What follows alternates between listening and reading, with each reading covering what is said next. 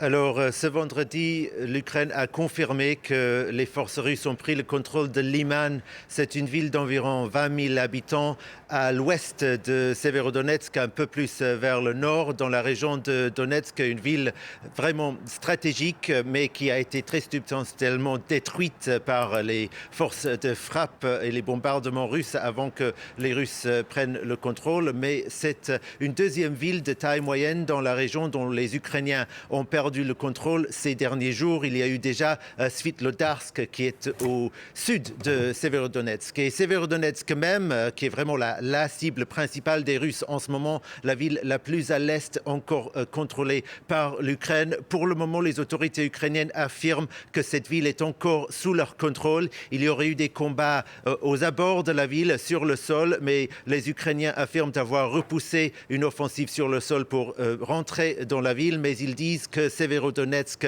est à 2/3 encerclé par les Russes, mais l'accès à la ville depuis l'Ukraine est encore possible, mais c'est bien sûr par des routes qui sont assez souvent bombardées, donc il est très dangereux d'accéder à Severodonetsk et sa ville sœur, Lysychansk, qui est juste de l'autre côté de la rivière Siversky Donetsk, rivière sur laquelle les Russes ont détruit un pont, mais il y a 2 autres ponts qui sont encore passables, même si assez souvent aussi ciblés par l'artillerie. Alors c'est une situation vraiment très difficile à Severodonetsk. La région de Luhansk, donc à 95% maintenant contrôlée par les forces russes. Et Sergei Gaïdaï, le gouverneur ukrainien de la région de Luhansk, il dit que 60% des immeubles à Severodonetsk vont devoir être complètement reconstruits. Ils sont si gravement endommagés qu'ils ne sont pas réparables. Une situation extrêmement compliquée et périlleuse que vous venez de décrire, Gulliver. Depuis Kiev, là où vous vous trouvez, de nombreux responsables ukrainiens ont donc fait l'aveu de cette situation et réclament davantage d'armes, de munitions.